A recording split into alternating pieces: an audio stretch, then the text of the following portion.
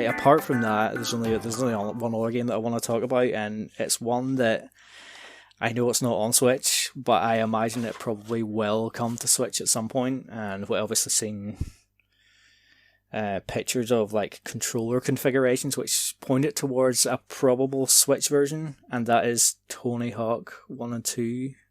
Tony Hawk Pro Skater 1 and 2 remake. And it's a very good remake.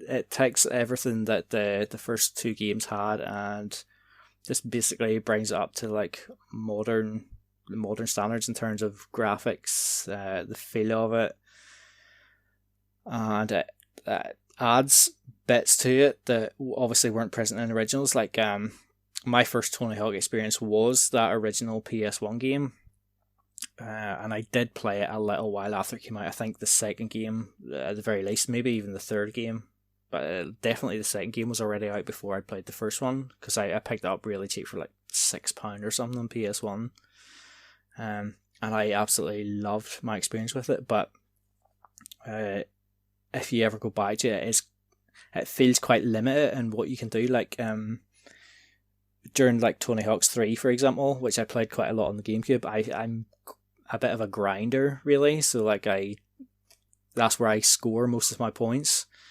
and then like linking it together with manuals. You couldn't do manuals in the original game, so it was trickier to link together scores, really. But all that's present in the remake. You can do you can do your grinds, and then you can like when you're on the ground you do a manual to keep the combo going, and then if you go up a ramp do a trick, and as soon as you land you can like tap the shoulder button, do a revert, and then into a manual, and it keeps the combo ticking over. So it's definitely easier to rack up scores in the original, which wouldn't have been possible, obviously. And I'm not sure if if the target scores have been adjusted to affect that, because I can't really remember what the scores were in the original game, but I imagine it has been balanced a wee bit, because obviously you can score bigger. And I actually never really had too much difficulty beating all like the pro scores, because obviously each level has like 10 challenges. I think it's 10 of different things to do, and like several of those are like score challenges. So there's like a certain target score, and then there's a higher score, and then a higher score again, and also like a high combo score. So that takes up a good chunk of the amount of challenges in each level. But then you've also got like the letters of skate, which you have to collect as well. So each level's like you get a 2-minute run to go through it, which is just like the old games. So you have those 5 letters to collect, and then there's also like generally like another 5 collectibles.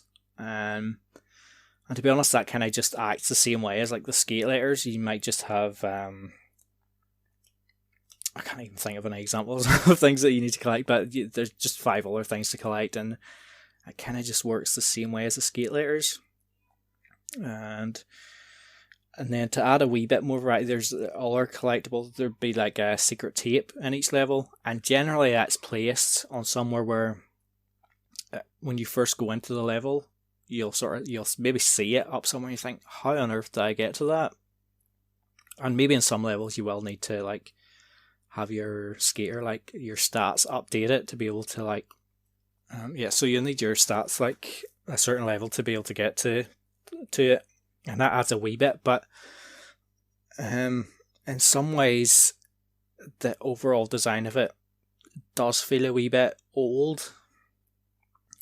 So while I say the remake is like a fantastic remake, it almost sticks too religiously to what made the old games good.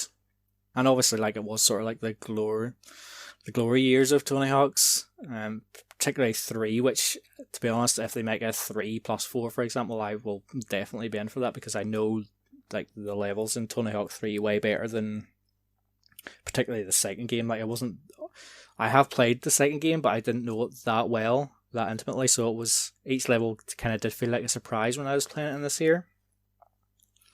but the two minute time limit kind of felt really restrictive at times. And obviously you can go into free skate and like explore the level that way, but generally you just do your 2 minutes. Well, for me, like I generally just go into 2 limits, and like if I was trying to find stuff, I'd find 2 or 3 of them, and then like, oh, I wonder where the other 2 are. So I'd go back in and maybe go a slightly different way, and then find where those are, and then link it all together the next time I'm in the level. But it would have been nice if they mixed up the formula a wee bit, because like I feel like obviously because there's so many of the goals are based on the scores, and then there's like the collectible letters and other collectibles.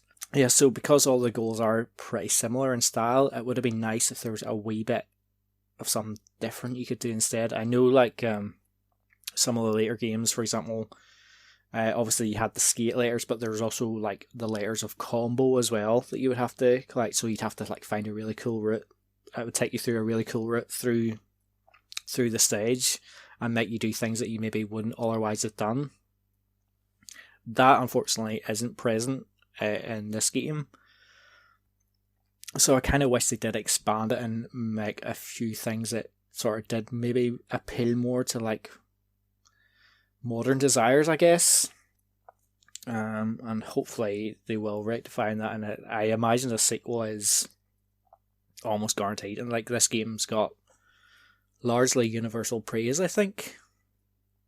Yeah, for everything I've heard about it, everybody has praised it. I wonder if there's a potential there for some DLC or something to add extra things to each level.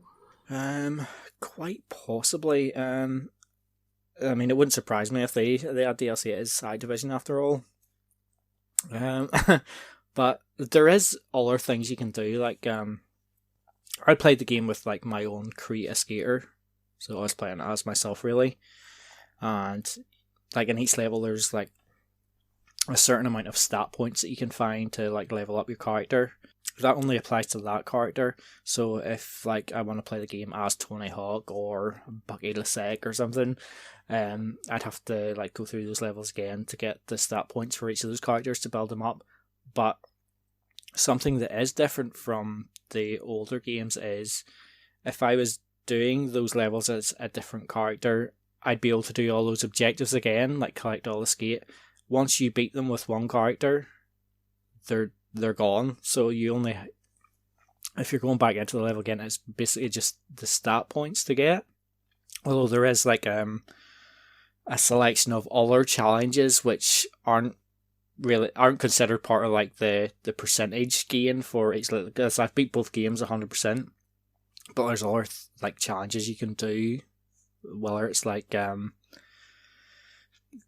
all the gaps, for example, or like perform certain combinations of things or whatever it is, and that sort of like has the potential to prolong the life of the game. As with the multiplayer, which I haven't actually tried, unfortunately. But for me, like it was basically just about the main goals in the game, and now that they're done, I feel like unless I get a wee bit of multiplayer action now and again, I think I'm probably pretty much done with it for now. So yeah, it's a good remake, but it does fall short a wee bit. And hopefully when the sequel comes, they'll improve on those aspects, or if they make a new game, hopefully they can capture some of that old magic. Would you consider double dipping on a Switch version if they added in a playable Mario and Luigi? I wouldn't, to be honest, not unless it was like dirt cheap. I can imagine it probably play just fine with the Joy-Cons and stuff in handheld mode. Personally, I played on the PS4 with the D-pad because I kind of like that tactile feedback. It just felt like playing those old games the way they were designed, really. But I'm sure that the Switch version would absolutely fine. I imagine that obviously the graphics are going to take a wee bit of a hit, and I think I did notice a wee bit of a performance dip now and again with the game. Maybe like the frame rate sort of dropped a wee bit or whatever. So I imagine that would be even more pronounced on a Switch version. But I would definitely keep an eye out for it when it comes to the Switch. Thanks for watching, and don't forget to hit the subscribe button and give us a like if you've enjoyed our content. You can also check out our other great content on Twitter, Facebook, Instagram, and the N-E Café podcast from all good podcast providers. Just follow the links in the description below.